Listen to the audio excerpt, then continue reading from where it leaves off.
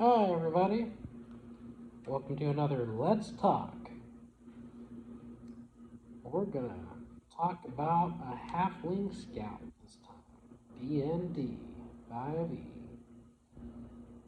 I got the camera in a different angle this time so I can see the computer a little bit more better. Also, sorry I haven't been there super long. I had a lot of things that popped up, work itself, one. And then I also had a little bit of projects I had to do and help out with my friend over there. And then in general, just business. So I was very busy, very busy, and still am very busy. But you know what? Halfling Scout. We're gonna try to get back into this, try to get some of this stuff done, and I'll try to schedule out sometimes. But I'll let you know I've been working my ass off. Okay, Halfling Scout, Bard, 6th level into Glamour, and Rogue, 9th level into Mastermind, very specific. Monk, level 5, Drunken Master. Alright. This one works very specifically. Alright, it has a feat, Investigator. Investigator also gives you a bonus action to do the pretty much investigate twice. Investigate, bonus action, I think they call it a spot check first off. It was a spot check as a bonus action, and then you do another roll. So you can pretty much do a double sweep in one turn, which is why this character is made. And this character is meant to be somewhat like Sherlock Holmes character, okay? Because he's meant to have charisma. He's meant to be able to use these specific things. He's meant to have a monk-type feel to him and slap people. And this is like, as in Sherlock Holmes, and we're talking about like Blackwood versus Blackwood and, like the Game of Shadows, those type of things. Not sponsoring that stuff or anything like that, just saying. This one right here is specifically catered to it. So now we're going to the next feat is Squat Nimbleness. Now you can get out of the way, like you have advantage against being grabbed, something that I believe halflings need.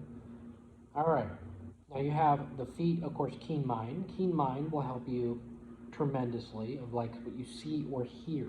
That's very important to the Mastermind Rogue. And you know what else is important to the Mastermind Rogue? Is the background. Now the background, is one of the reasons why this feat is involved. You have the Poisoner's feat, okay? The Poisoner's feat, one reason why you have it is for the Poisoner's kit. If you're not proficient in it, you will get proficiency in it. And then you can also bonus action to poison your blade before you hit. That's even cool. That's also important to know. And that'll take a 2d8 until the end of the next turn, okay? So the background is the rewarded. And of course I'm going with all the skills that I can get for this character because he wants skills, he needs a lot of that stuff. He's going to have insight, persuasion, and he's going to be a skill pro. Alright, so that means you get 3 skills. But he's also going to have the 3 dragon anti-cards. And 1 language. Alright. So we're going to go ahead and give him acrobatic, history, and nature. Why do we need history? One, so that way he knows the areas, and most of the times whenever you do something like that for investigation, you're going to need a history type check. And typically that kind of falls in religion though, but that's kind of what you need. You need to know those things for anything going on that you don't specifically know, right? Now, nature check, the reason why you have nature for this character is like chemicals, right? Like, oh, this is this from the forest over there. They use this in order to make this concoction. But you having that Poisoner's Kit also gives you advantage in that knowledge of knowing why or where it comes from and how they made it. Because you would have been able to dabble in that and you would have knowledge of it. And your keen mind there gives you 1 month of remembering like completely, so you would know off the backside of your hand. You could even repeat it to yourself that way constantly, so that way you never forget. Those specific key ingredients or something within that day that you can narrow, monologue, or whatever it is. The reason why you have acrobatic is literally just for drama style. Well, you want role play? Well, let's go ahead and make an acrobatics check, right? Whoosh. Make an acrobatics check. Like, I want to jump out the window. Acrobatics check. And let's say you know where the window is. You know how far the distance is. You know it's exactly outside. You saw that. You saw something outside, like you would fall into. Was that like those little bags of flour? You would know that there is a wagon out there that you would fall into a bag of flour because you saw it on the way going in. Now you make an acrobatics check to jump out the window, and that's exactly what happens. And then if you nail it, you hit it, and if you don't, you probably biffed it. So and hurt yourself. That's the whole reason that's in this character, and it's really important uh, for getting away in style, I should say, in style, which I believe rogues need. By the way, at ninth level, you get 5d6 onto sneak attack. So whenever you hit somebody with something of like the blade, right? Sneak attack, of course, needs to be a fancy weapon, a versatile effect right there. Hits, right? Gotta have to make sure you get that. Now here's something else. Like you're gonna start out with the rogue first. So rogue, because light armor, tool thieves, okay, thieves tools I meant. Alright, saving throws is dex and intelligence. Very important. Okay. Skills, and this is what you choose, and these are the ones that you have to choose for this type build. Right? Is deception, and you get investigation, right? You get sleight of hand and stealth. Remember that that one up above, that feat, will also give you double proficiency in investigation. Alright? Now, what makes that really funny is if you add expertise first, because it didn't say anything against that, as far as to my knowledge. So add expertise first and put it onto that. And then you would have investigation with already doubled, and then you would have it doubled again. Because you don't stack things, so you would just double the proficiency. That would make it really cool and easy to use as a passive run too. Alright, Mastermind gives you Disguise Kit and Forgery Kit and one gaming set of your choice, and then I picked the playing cards. The reason why is because the playing cards work with the background of the rewarded. And you get 2 languages along with that. And that will help you tremendously as well. So now you have monks, or the monks right here. What they give you is performance and brewer supplies proficiency. Now, I mean, you've already got the disguise kit, the forgery kit, and you also got the poisoner's kit, and now you've got the brewer supplies kit, pretty much. Brewer supplies. All right, now how dangerous is that? If you had to be somebody who believed in mixing drinks, right? Poison, right offhand, poison one of them drinks from being the bartender on the other side, who you disguised yourself as, and you forged documents stating this was your business, right? Or that you were an employee, right? See, that would be something so that would really work. You would literally be an infiltrator at that point. And then you just sit there and you get the assassination that you need, and you roll out. That's exactly how it works. All right, so Bard spells, you get Friend, Dancing Light, and at 4th level you get Vicious Mockery. Of course, Vicious Mockery, why not? Because you're not just talking, which just makes it really funny. You're using spells to talk in it. And so if you wanted to monologue yourself, you want these specifically. And suggestion is up to 2 sentences or 1 sentence into it as a casting of a spell that allows you to do extra stuff. That is very much a very big part. You can make people love you or hate you in the same sense, by the way. So you got Silvery Bribes, which is a reaction, and it helps you and makes them re-roll a d20. And they, like you could say a phrase or something like, oh, no, and then they would have to re-roll a d20 because it makes them shudder for a minute. Like they don't want to hit you. They had to rethink, like, wait a minute, am I really hitting this guy? So you're pretty much being the ultimate gaslighter at that point with Silvery Bribes. That's kind of how I viewed DND for whatever his name was. Sherlock Holmes is his name. And he's got healing word. The reason why he's got healing word, bonus action, heal somebody from a distance. You don't actually have to be over there. You don't have to do anything. But magically, they're healed during combat, right? Or they're healed enough to go and do something. So that would help. And at the same time, Mastermind gives you the help action as a bonus action. Now, how funny would that be if you used? There's a minute thing in here, and I'll get to that later. You know what? I'll get to those a little bit later. All right.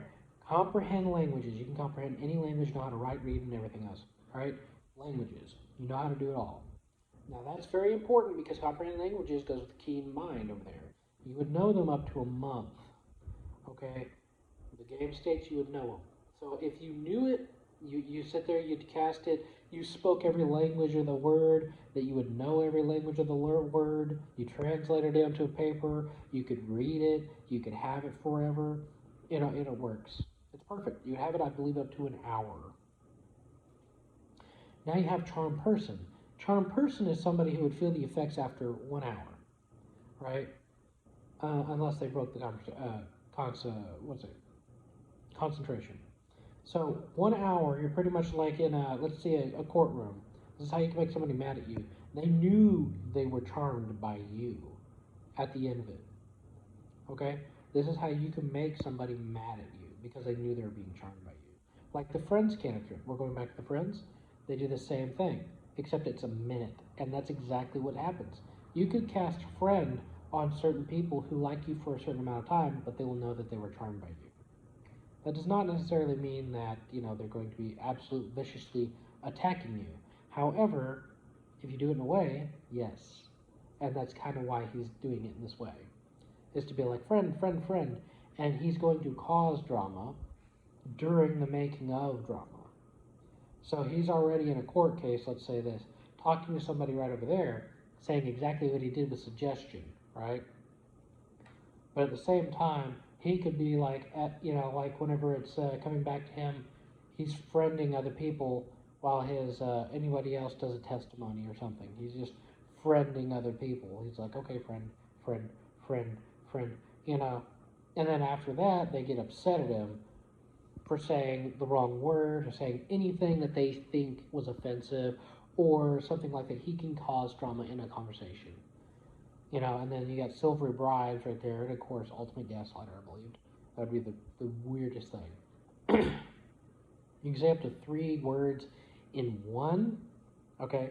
3 words in one action. That's how they have it, at least for RDM. That was the rule. But if you use suggestion, it would be up to 2 sentences, which is perfect. Now, you also, of course, having suggestion, why not have zone of truth? You could make them tell the truth, but you don't necessarily have to tell the truth, right? But you can make them tell the truth. And that's exactly what happens. You can pretty much make them like Spock, okay? These people at the end, these were the culprits. And they're going to tell you everything. So you're going to actually make your enemies tell the truth. So after you conveyed your suggestion, let's say that, you conveyed your suggestion of why they did it, why they attacked them, and everything else. So the who, what, when, where, why. All right, pretty much, and if you have to, how. At the end of that, you do the zone of truth, right? And so the zone of truth will make them come out of their shadow. So that's exactly how that's going to work. They're going to come out of their shadow. They're going to say the truth to the public, the crowd, or whoever.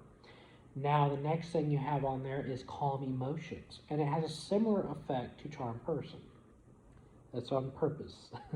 You would suppress the emotions of the crowd. So if they're at an uproar or something like that, you would suppress the emotions of the crowd. So because that made them tell the truth, you would suppress whoever it was around them until after the effect wears off. And that's how you can get away with that. Of course, you may not want to be there when that's done, but there's a possibility. Get into the good stuff. All right, here's another one. Mass healing word. You can target a group now, and you do more healing. Non-detection. That's very good, very handy for a little person. might I add. It said, yes, it does say, a length and certain stuff. You could be that exact same length. Non-detection spell. You're right there. Non-detection spell yourself. Literally use it on yourself. That would be great. I know it works very well with a gnome. They can just cast it on themselves. But if you have an object or something like that, you can also cast it on an object. Now the next one, you would usually have like remove curse, but this one is different. You have dispel magic, and it does something similar to it anyways. And that's what you would have, like some object is cursed, and you're like, no, I don't believe in curses. It's like boom, that thing is gone. You dispelled magic on it. And he's like, I often find the logic in the sense, and that's pretty much what he does. He finds the logic in the sense. He's like, okay, you know. But in this way, you could actually get away with it by dispelling magic. So that works usually for third or lower. It's just come automatically out. But if it's higher, you have to do a contestant with them. I believe it was your insight against their wisdom. I'm not entirely sure which one it was, but I know that's really good for that. It's contestant. All right, so expertise, here we go. Skills or tools. Okay, so here we go. Investigation, expertise right there, investigation. Sleight of hand is the second one you get expertise in. Now next, you are going to the rogue, right? So the rogue is going to get thieves tool, insight, and we're going to get perception, persuasion. Those are very important. Now we're going to go to what the equipment, the burglar's pack, a rapier, a short bow with 20 quivers, leather armor, 2 daggers, and thieves tools. Now here's a lot of bonus actions that you can use, which is really good. All right, bonus action. Okay, on your turn, you can dash, disengage, or hide. Remember, you can also take the help action. That's also in there. And that's right there too. Have it on the list. Cool. Alright, so bonus action, steady aim. Steady aim will give your next attack advantage, which you really need in this character. Even if you're casting spells, you can give it advantage too. So you don't necessarily have to give that just to your weapons. That's why a rogue is interesting. A rogue is interesting because it's the only class that I saw that you can technically give yourself advantage on the next turn, providing you haven't moved. So that's not only for shooting a bow and arrow, that's for spells, and that's what makes it deadly. So now we're going to the next one, kind of shaking the camera there for a second. Oops.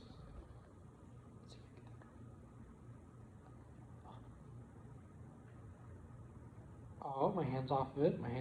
Oh, we're gonna check. Okay.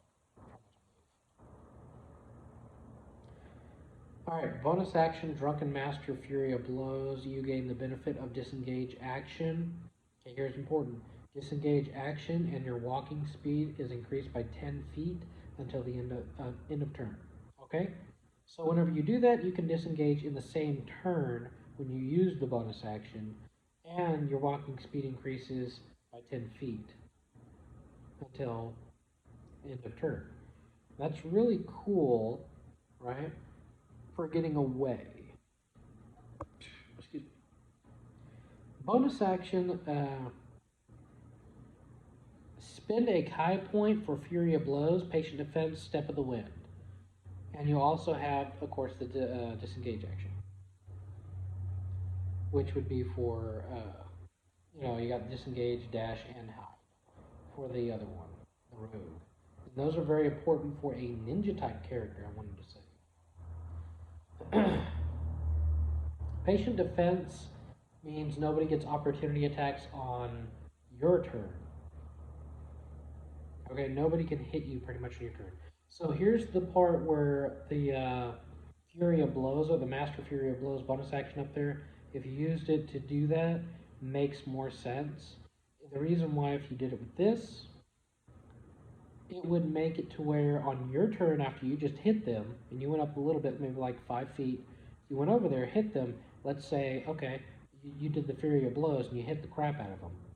Now you're going to run away and you do patient defense with it. Nobody can have opportunity attacks against you. Sentinel will not work against you. You can just literally hit them, run away, and most of the time their speeds are going to be 30, so or maybe even 40.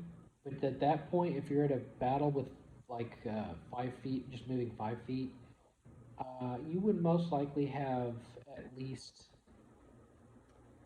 let's say at least, let's go with 40 to 45 in some regards. To this character specifically, he's leveling up, he's gaining feats, like I mean a speed, like he can run.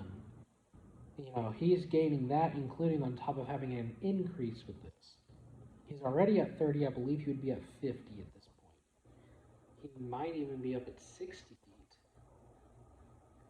But that's the whole point with this character is to hit, run away, bonus action, he has hide, he can have the help action. he's extremely, oh man, I can go through the whole crowd. I can hit this person, literally run away, and then come back and hit this person a little bit later. Or I could tag this person, check out where he's going, follow this person, he never knew it was me, have a disguise kit, you know, off in the corner. Or I could be talking randomly with this person who I just charmed, you know, and they don't know why they were charmed. You know, you're just talking to a regular citizen for a second while the other person right over there is talking right over there and you're actually listening to them and you're key mind. Right.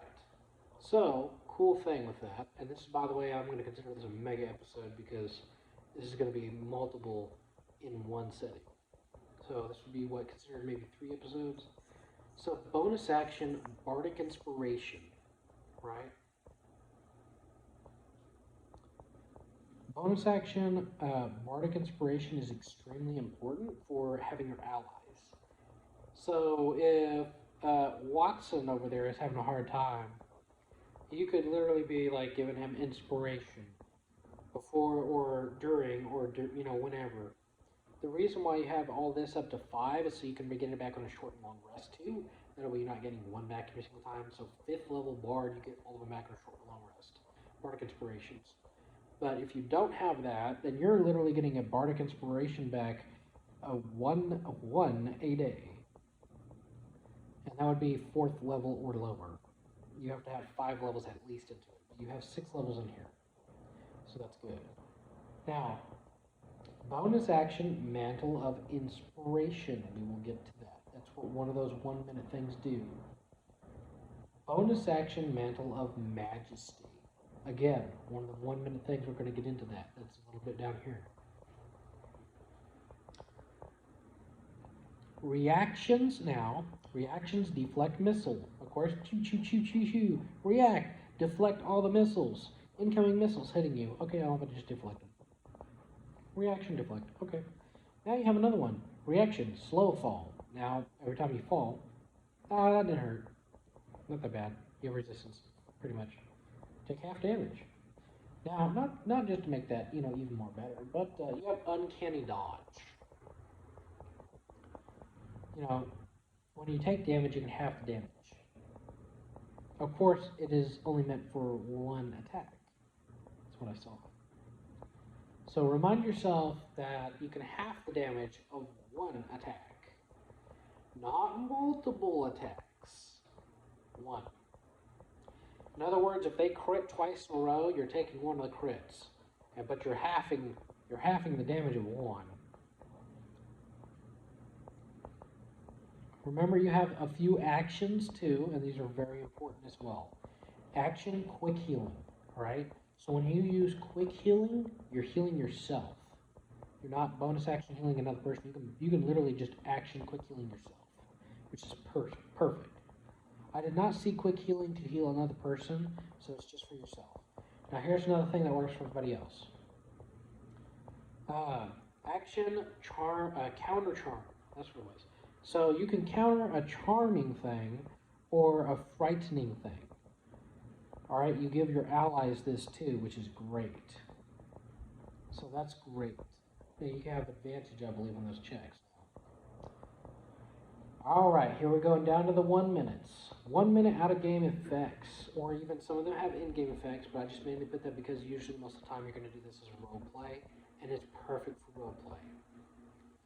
Mimic speech patterns and accent of a creature you hear speak for at least 1 minute. Okay, makes sense? It does not give you a cap, right? So if you had keen mind with it, you had that, you could essentially learn the language. Essentially learn it. All right. Insightful manipulator.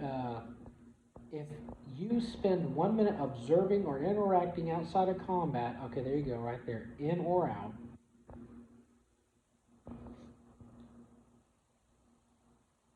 Yeah, the first one there was in there right there. Okay, here's the second one. That's where it was. All right. Observing or interacting outside of combat, you learn capabilities compared to your own. Intelligence score, wisdom score, charisma score, class levels, if any, or you might realize a piece of a creature's history. That's what that does. Now, enthralling performance. If you perform for at least 1 minute, okay, you can attempt to inspire wonder in your audience by singing, reciting a poem, or dancing. What better way to do that than reciting a poem, right? If you recite a poem for 1 minute, you can apply the 1 minute that you had observing or interacting outside of combat. Okay, you learn capabilities compared to your own. Now, this is not just said for one person. I did not see one person on there. So this means that while you're reciting a poem, you could have visual vision looking in the multitude with your keen eyes to keep track of everybody in there, right? So every single time that happens, you're keeping track, and that performance goes for 1 minute, including that you can mimic somebody else if have to during that same time. All right? Now we're going back to or dancing. At the end of the performance, here we go. Choose a number of humanoids within 60 feet of you who watched and listened to all of it. Up to a number equal to charisma mod, minimum 1. That's your modifier. All right, so now you can now depict people very specifically. Each must succeed or be charmed by you. So now every of them they have to succeed. And if they don't, they won't even know that they were even attempted to be charmed by you. This is the part that's extremely important because they wouldn't even know. And this is why in court, this would be the best one. Now, you're going over there with the next piece. Mantle of Majesty, right? Here we go. You take on the appearance of an unearthly beauty for 1 minute or until concentration ends. Right? So you pick one or the other. That's how DND is meant. So you pick until concentration ends. All right? Now, things that might help is friends in that instance. Friends. Now, trinkets, of course, a letter of introduction invitation from an influential person is the one I picked for the trinket, which is really cool. Now that all bundled up into one is extremely important for your character. Now what makes your character even more deadly, and I'm going to go ahead and say this, Halfling has lucky, alright? Any nat 1 you make, you re-roll. How many times are you going to roll on a skill that's going to give you that? Not very many. Re-roll a nat 1 on one of your skills. That's the big point of having that character. Re-roll for your skills. Because, I'm going to be honest, a gnome doesn't make you re-roll for skills. Re-rolling gives you more of an advantage in general versus having advantage in just a selection. You don't get that in skills. But if you were, because lucky were, to get a 1 onto your saving throws, let's say, you could re-roll, from what I understood. So that means it works for all things. And it's extremely important to realize that if you give yourself advantage on an attack, right? On an attack, let's just say, boom, I attack you with a rapier, right? It has advantage. I roll and I got a was it a nat 1 on it? All right, I roll and I got a nat 1 on it, which we call snake eyes. It happens sometimes. Now that you've rolled and you've rolled your advantage, you've rolled your original dice, you had to take one of those. Now to get your third re-roll is from lucky. That is the only way that you can actually re-roll that. And that one would be the 3 times to re-roll. So you had a choice to pick, or advantage, you'd have to pick the higher number that comes with it. But, you would not get that, but it does decrease the chance by a lot of you getting just 1 after 1 after 1. There's almost no way you can have that if you have advantage. That's why it's important for you to realize that, including your jack of all trades, which applies your proficiency to your skills that you don't have any proficiency in. So every skill that you don't have proficient in, like let's say in the wisdom medic one, this one doesn't have that. This one doesn't have that, but it would have the half proficiency in it. So you would have some sort of leverage to at least sustain it with that. So let's say you suck at it, but you would make up for it in that, right? That's exactly how it works. And it's great because you would have 3. In this one, you'd have 3 expertise. And that's why I named off those expertise earlier. You get 3. Now, getting more skills is extremely important to have those involved because you get proficiency added to those, which is just drastically different. All right. Now that we have done that, is there anything else this character can kindly do? Well, he can attack twice. He has extra attack. And he can also stun your enemies. They cannot take reactions, from whatever I saw, is reactions. They can't do anything until pretty much the next until the next of their turn. So after you do that, they can't do anything. And you would mainly do this with a rapier. By the way, you can make your rapier a monk weapon. Yep. If you make your rapier a monk weapon, then you can use certain things that will allow you to dictate that. But you can also use it as your short bow, as your monk weapon, right? For nefarious reasons. Okay. Now, with that being said, is there anything else that you could possibly do with your character? You do have another way that you can punch and punch and punch again. If you really wanted to, like, smack him like 5 times in a row. Oh, wait. Alright. It would just be extremely funny. But here's something, the reason why it's extremely important that you label your rapier as the monk weapon is because if you do, you attack 1-2 times, you will have a bonus action to do an unarmed strike from your monk.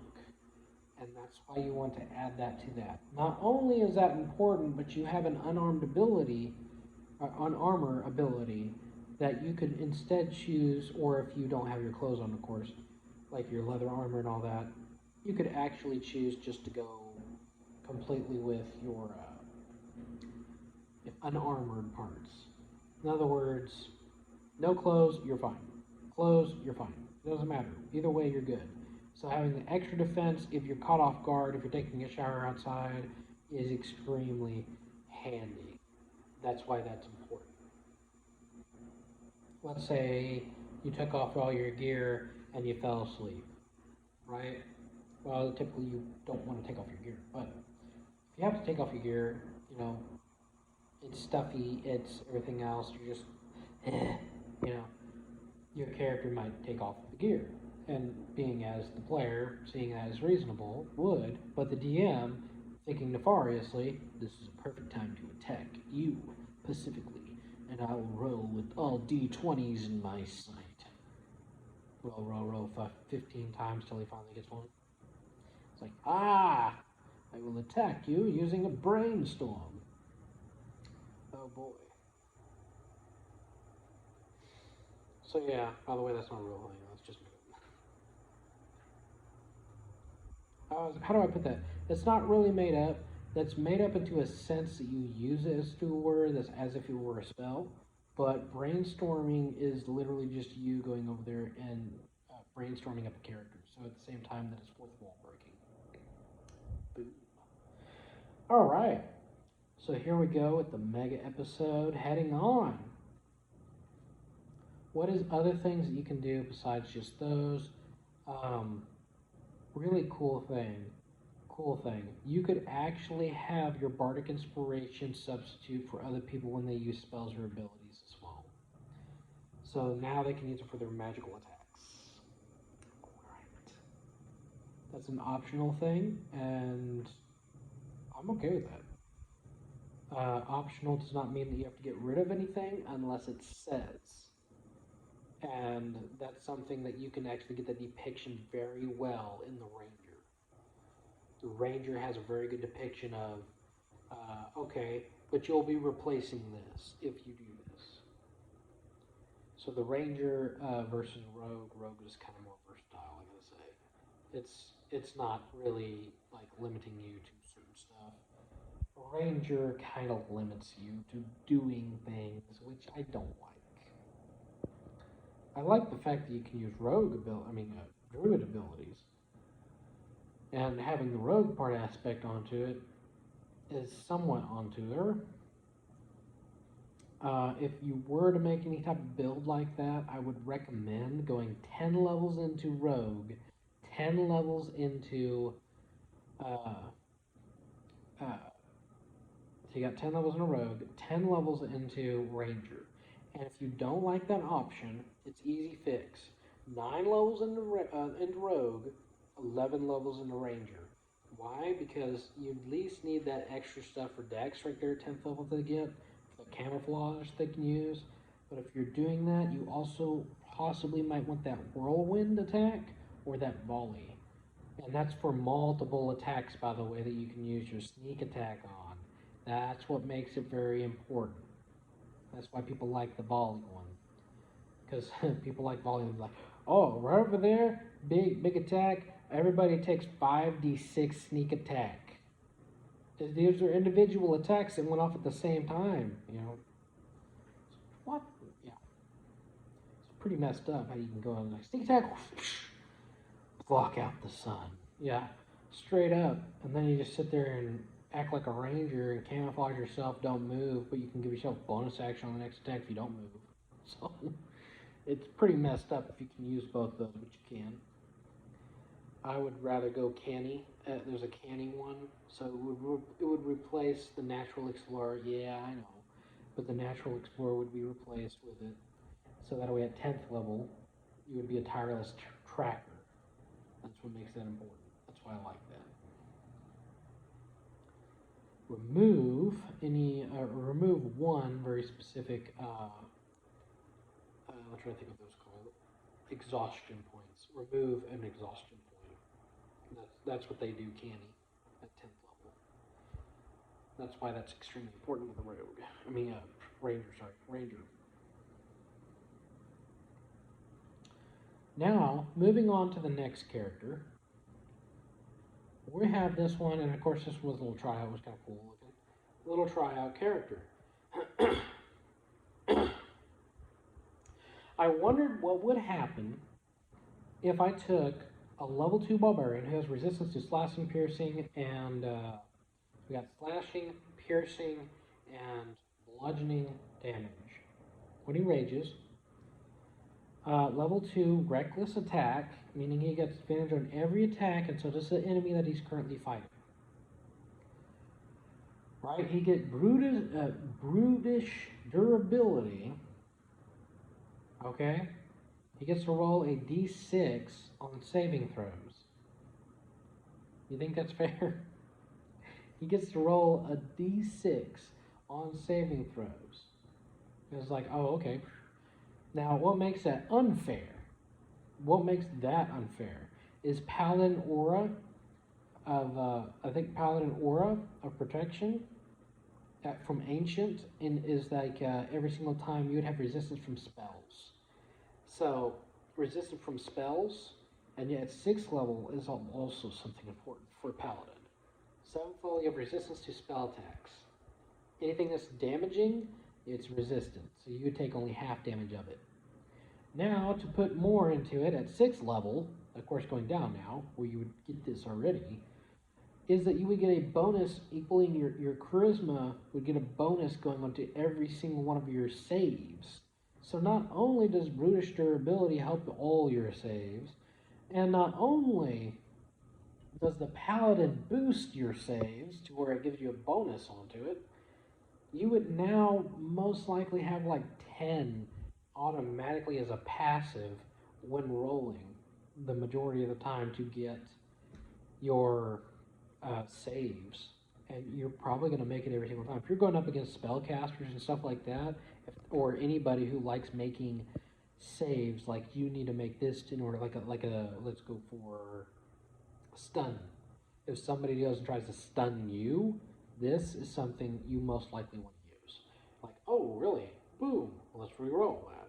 So yeah, and if you apply Halfling Stout to that, that also can increase your chances with that one, just that nat one. That nat one you can re-roll. That really significantly helps.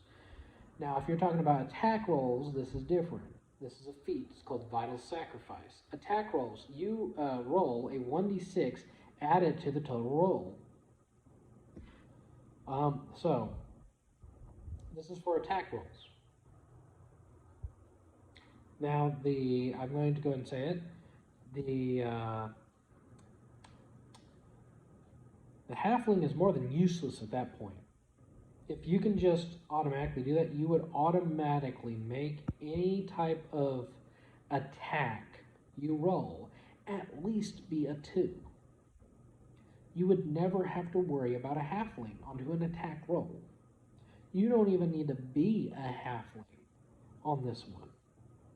You don't have to have it. You don't need to be it. You could be a gnome if you wanted to and have advantage on your saving throws. That means you roll twice and take the higher one. But you can also apply for each one of those rolls the Brutic durability, including the Paladin protection, or the Paladin aura. And they boost it every single time, so you would have more of a chance, I believe, going gnome. Maybe like a rock gnome. That'd be really cool. And that would be extremely cool, including that you would have, you apply like the fighter that's the brutish one, or the brutic fighter, going all the way up to 11th level, which means you have 2 attacks, right? 2 attacks.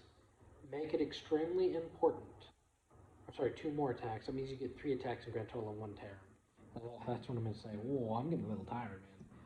All right. So you have Vital Sacrifice, re-rolling a roll a 1d6 to add to the total. Now we're going to go ahead and apply that with a little bit more pressure. What I mean by that is now we get Great Weapon Fighting Style. This now increases your chances of 2s to be re-rolled. So now any 2s that you make, somehow, magically, you make a 2, all right, on there, magically, with having advantage on your attack from Reckless Attack, magically making a 2 twice in one turn, you would re-roll it. So, having a gnome will now give you the ability to re-roll any of your saves and have this brutish durability, including this all together. Now we have to look forward to the 10th level, which gives you an additional fighting style. What would make this character more broken, right? You go blind fighting style.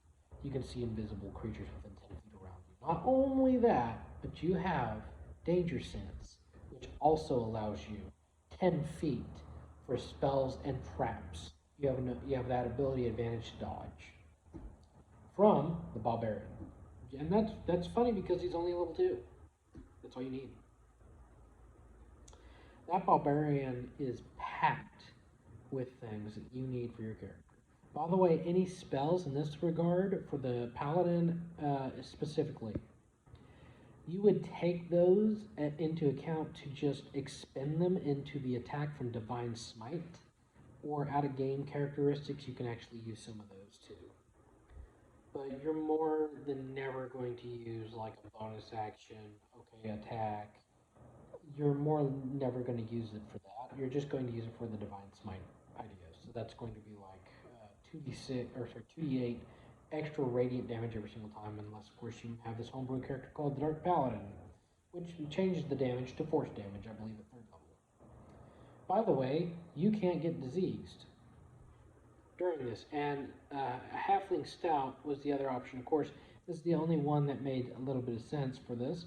Would be you get resist, or sorry, you have advantage against poison. Now, of course, again, don't have to pick them at all. There's other things that have resistance to poison, and that does something with more damage. Oh, yes, a Dragonborn. That's right, a green Dragonborn.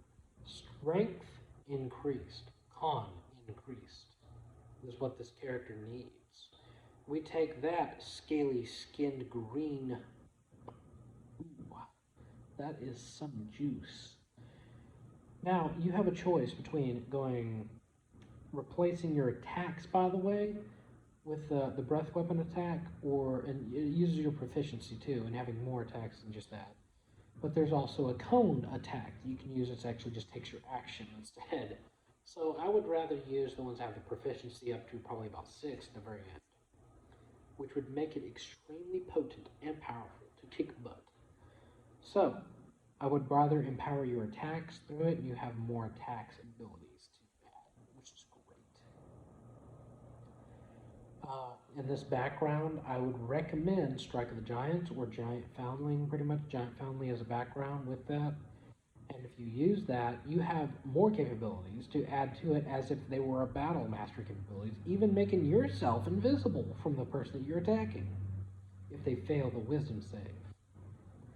Now, that's something to think about, not only the fact that you can knock them prone with that, right? There's some cool stuff, even pushing them up to, I believe, 10 feet away, but you also are adding damage every single time you do it, and it does equal your proficiency bonus as well. Great stuff. Great stuff. I think you could probably get away with adding that to your character, and especially since those weapon attacks and stuff would have to deal the damage of what your character would do, so that means it would most likely be poison you're dealing as a green Dragonborn. Oh yeah. So you're dealing poison, you're dealing radiant or force. Radiant, I'm going to say, is the majority of the time. Divine Smite. And then on top of that, you're dealing additional damage, and it can even be fire damage. And it has a category that's multiple onto that Giant Foundling, Strike of the Giants.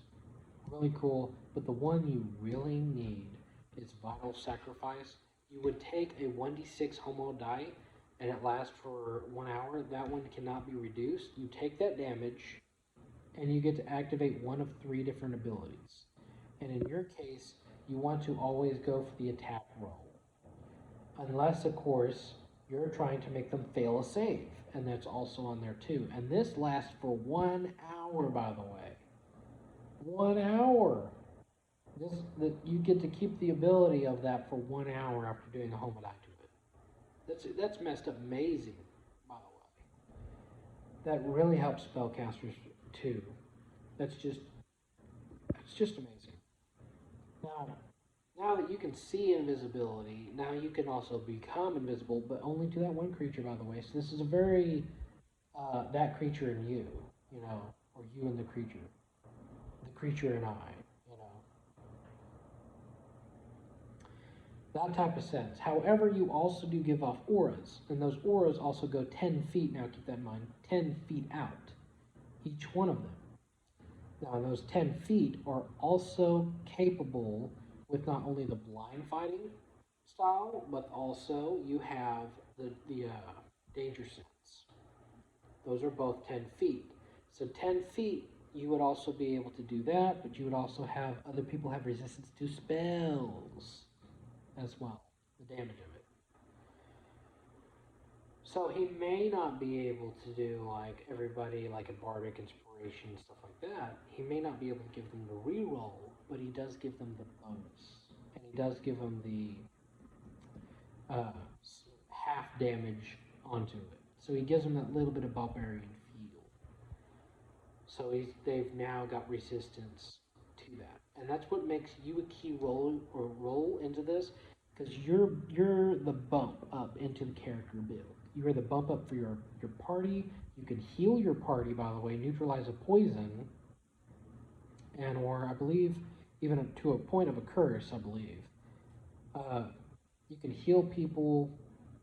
You can heal yourself, which is called, I believe, the Lay on Hands. It's something you get in the very beginning as well. Great stuff.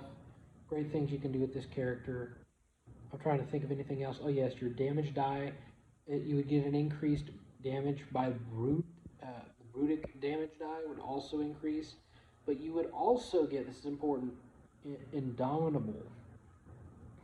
So if you fail, okay, this is important. If you fail a saving throw, not advantage, but if you fail a saving throw, you have one Indomitable, you can re-roll a failed save.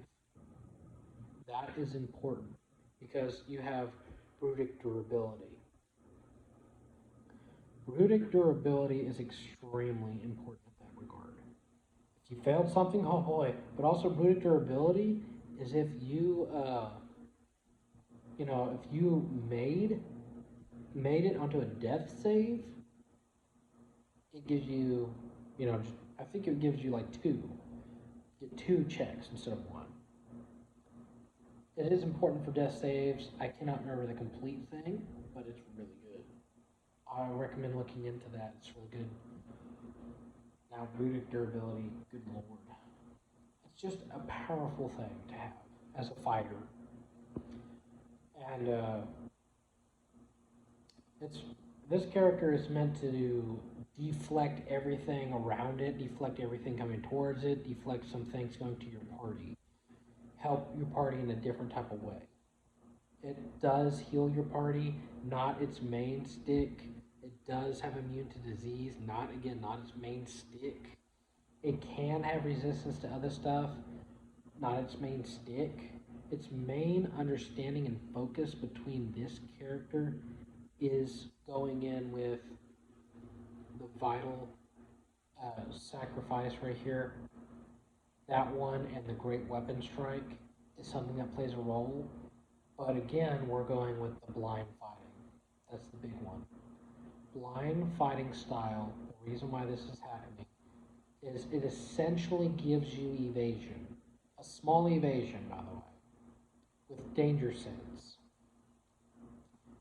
So if you can just see, even if you are blind, you would have danger sense. But of course it says see, so you would see even if you're blind. So if you apply that with that, including the fact, and we're going to go ahead and include the fact that if you had Shield Master, right, that would be having any failed saves that you somehow failed.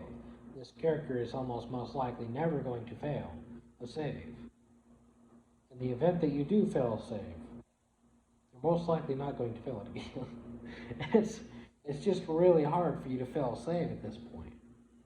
What would make this character really broken, into a sense, is if you added Rock Gnome as the features of your character to a reborn character. That would be extremely messed up, but a good in a way, in a good way. That gives you a lot of things involving like the deathless nature that it has. That would be extremely good. And of course, depending upon DMs, what they would use, how they would break it, what areas they're going to tick, who are they going to target, and of course, yeah, DM targets. Um, and like if piss off DM. It's like if you piss off a DM, what are they going to do? Like fuck it, send this high level druid his way. Let's give him the big one too. Yeah. Nature's wrath, attack! Yeah, so that's all the things happening. It's like use blight, fuck you. Yeah, stuff like that. Things like that would make that interesting, very interesting. Love it. Great stuff. Now, moving on to the next thing. Seeing this is a mega episode, I wanted to go ahead and say the next piece that involved that, and we're going to go ahead and put it in there. Now we're going to go again, we're going to start with the rock gnome. You know what brutish durability does, and we're just taking the 8th level into this one's new character. Right? 8th level into this one. How cool would that be? 8th level character into that barbarian totem warrior 9.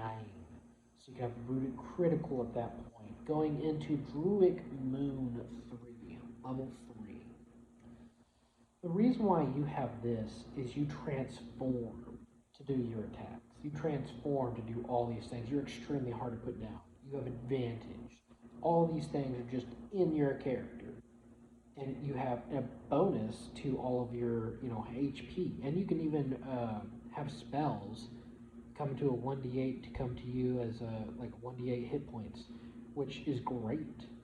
You could just use that as you're going on. I believe it's a bonus action while you're transformed. It's extremely hard to pin you down. You can pretty much be a dire wolf, and it's great. Especially if you had, of course, a different character at this point would make it better. For Druid wise, if you added it with somebody who had like spellcasting capabilities, you want to make sure you do conjuring animals at that point if you had that. Because if you just transform to a dire wolf with that, you could actually obtain the abilities of the dire wolf with going to the barbarian totem warrior and picking the wolf. So just a little food for thought there if you wanted to experiment with that. That is something really cool. Now, to keep yourself in line, brutish durability, it's just something I can't pass up for that. So if I'm going to be making a save of any time, I'm like, this saving throw, throw some extra numbers that way. And which is funny because you can outdo any other number that they have for you to be even subtracted by sheer will alone. You'd have a 1d6 over a minus 1d4. You'd at least have a chance of getting a higher number or roll, or just deducting very little from you yourself in your save if somebody else would deduct your save. It's just a crucial thing at this point to have. If you're doing evasion, that'd be really cool, but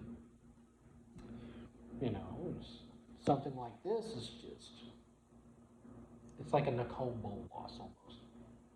It's great. By the way, that's the last character, Nicole Bolas. So, Nicole Bolas, I put this one as this because I was like, alright, let's pick a Dragonborn. Let's go Druid Star, level 10. Druid Star gives you resistance to bludgeoning, piercing, and slashing damage. And of course, we're going to go with Paladin, Ancient Paladin. Resistance to, by the way, this is different. You don't have to do rage to get any of those. You just have these effects. These are on you all the time. Paladin, 10 feet around you, of course. Yeah, great stuff. Both of these are spellcasters. You can attack twice, right? Alright. You have a feat that gives you wings, right? You can use your breath as an attack. You have Sentinel and Vital Essence, Spell Driver. You can cast 2 spells in one turn. Great Weapon Master reroll 1s and 2s. Okay, cool. The reason why that's in there is because of the Paladin. The only thing in part with that is Great Weapon Master really does need to be used. If you don't want Great Weapon Master, you can still have your natural claws. You know, we can roll with claws. And you take out Battle Master and put blind fighting. You would never be able to sneak up on Nicobolas. That stuff right there, Nicobolas, by the way, is one of MTG's favorite dragons to use. He essentially kills everything, and even, you know, he just is an anarchy. He's hard, he's a pest, he's an antagonist. He's hard to kill. Really hard, really darn hard. And this person is already really darn hard, considering that he doesn't have the rage. He doesn't have to get exhausted. He doesn't have to do that. He can cast spells. He can attack you with spells. He can attack you in general with just a physical attacks. He can use his breath. He can fly. He can hurt you from the sky. He can drop magical bombs on you if you want to. This guy has wings. Alright, so if we're going to add that again, Druid, again, will give you more stuff. And he can even let you attack again as a bonus action. And it's like an archer type thing. So you would be able to attack twice as an extra. So you would be able to attack one more time already. That's 3 one-turn attacks. Or you can have it to where you can have yourself concentrating on spells more. Anytime you roll like I believe it was like a 9 or lower, then we become a 10 on the dice. Just a 10. Either that or it was a 9. One or the other. So you pick that and it's called the Dragon Chalice. It's really good. Now another one for that, which is really good, was the Archer. The Archer was really good. But you could also pick another one. Maybe that was called the Life Chalice. And maybe one of those I'm mixing them up. But that one also heals you. So you have a form of healing. Boom. You can heal yourself. Not only that, but you have a paladin that can also heal. And that uses a pool that can heal you. By the way, you can't get diseased. Yeah. And you can pick a different type of dragonborn if you want. Amazing stuff. And I think this is a great episode. A mega episode. So, things involving Spelldriver, just to give you a heads up on Spelldriver. First level spells or higher. And then you can use as the next one as a third. Right, simple. To me, it's like, oh my goodness, I can use Fireball, high level Fireball, probably like 5th level Fireball, right? And then I'll use a 3rd level Fireball, right? Oh yeah, boom, 8d6 damage in an AoE area. Outrageous. Yeah, that's what they do. But you know what? Increase that ability by 2 for one of them. That's crazy. That is actually what I would expect from a dragon.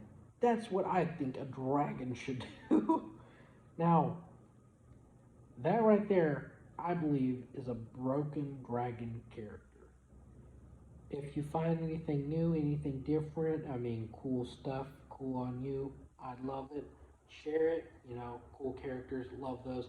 Now talk about something that's really broke too. If you really want some character that's broke, think of something maybe like a reborn gnome.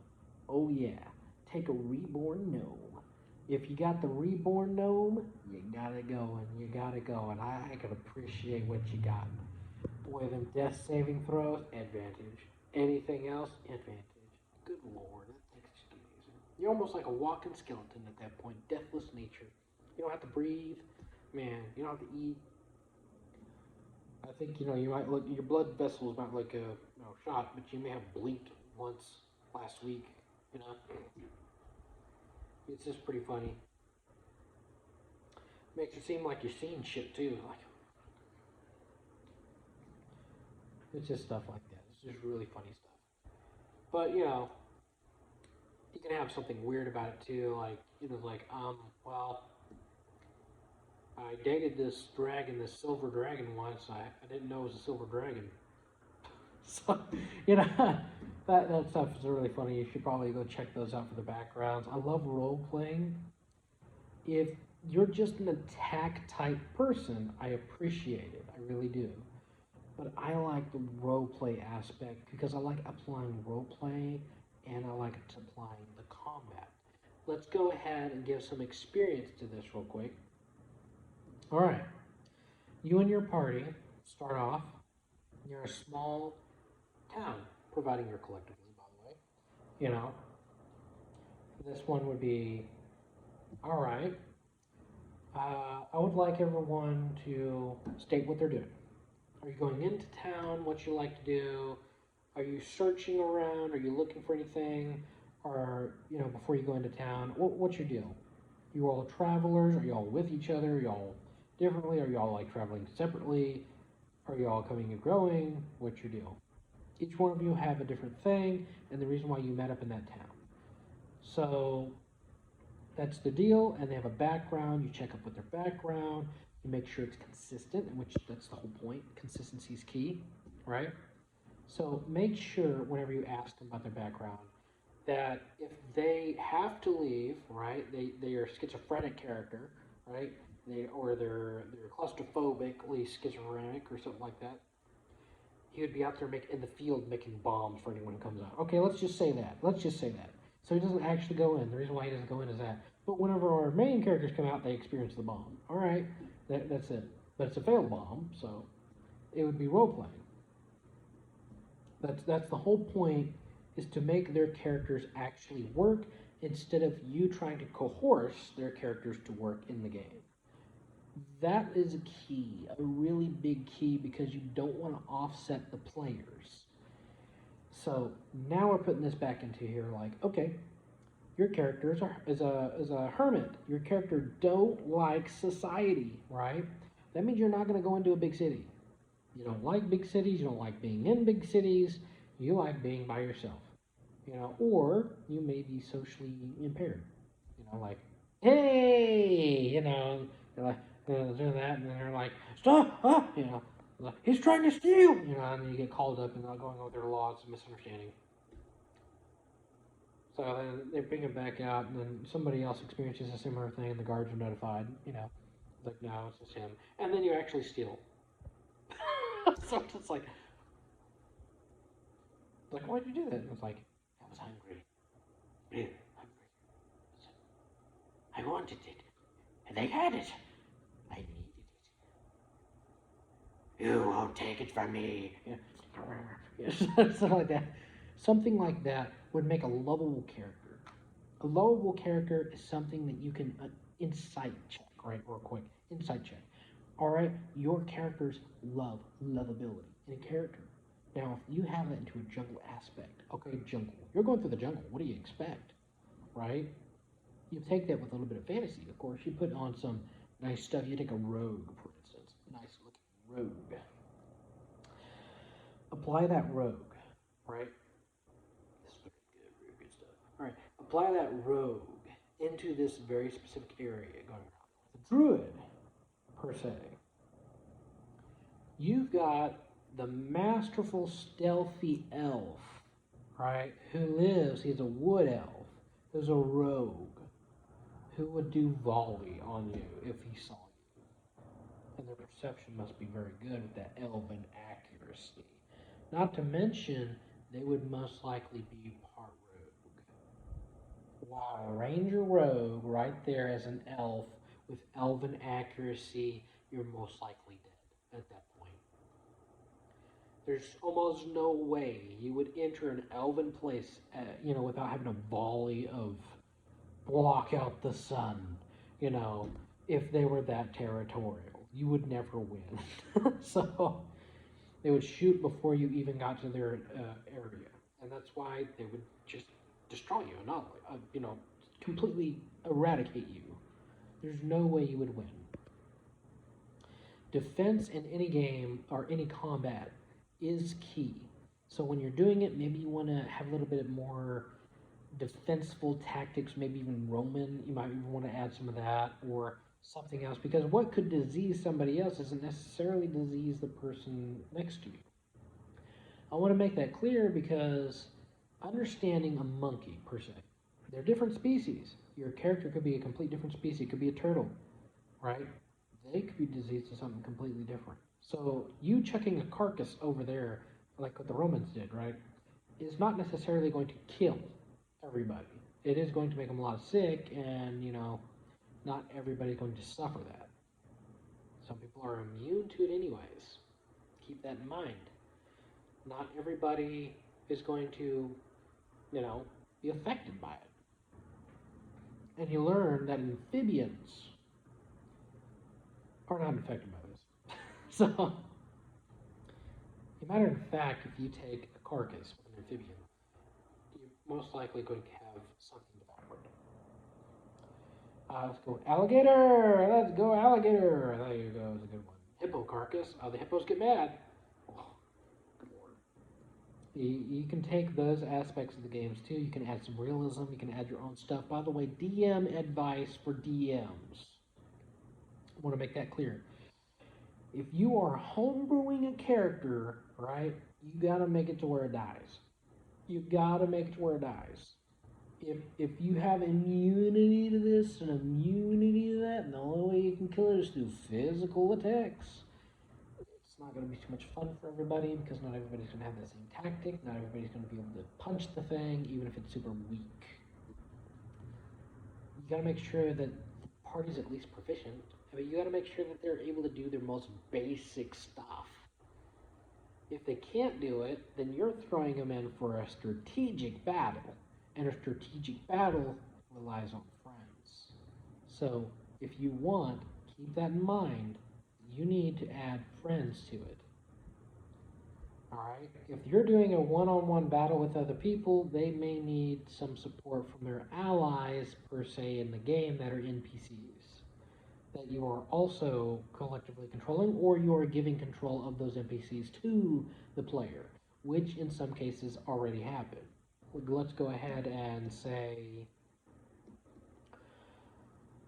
you're the king. You would have, control over your subjects in some ways. All right, let's say you are a hexblade fighter. You would create a spectrum after they die, and they would obey every command, okay? Stuff like that. And I believe it lasts 1 hour. There's a way to make that extremely funny, too. And I believe I've explained that with the Twilight. They're copying it, sending it over with that. And if you copy that, it's a perfect illusion. Spectrum it dies, it turns into a spectrum, it obeys the command of the last person and continues and continues and continues. What makes that extremely funny is putting Revivey on it, which means they would be a normal person now. And which means they would be you, Mr. Anderson. So, you would literally be, let's go, I call him name Woody, but he's not Woody.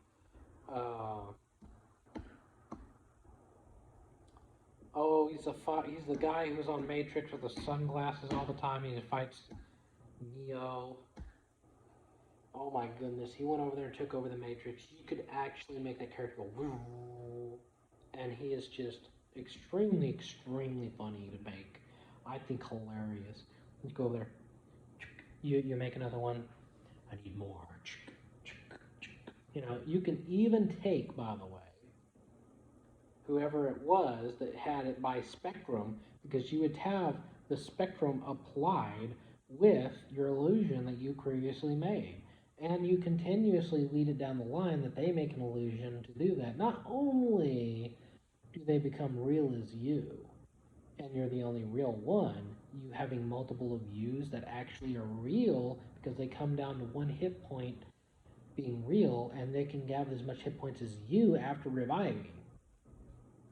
Make sense? You would also be able to do that by looking at another person who you previously killed, by the way, and they would have the spectrum onto it, and then you put reviving. So, I mean, most cases they would come back, but if they're still under your control, you pretty much got it. They would never go back. That means that they're there for infinitable. The spectrum wouldn't complete its goal by going away or vanishing within an hour. it now became something new, but still had that qualifying effect of what it previously had on it. So the spectrum effect would still be in effect after it came back to life. That's why that's great and important. I believe it was called reviving, by the way. It's extremely important. It's extremely good, too. Now, I believe this concludes our mega episode. Thank you so much for watching. Thank you so much for listening. Stay safe and God bless. Bye-bye.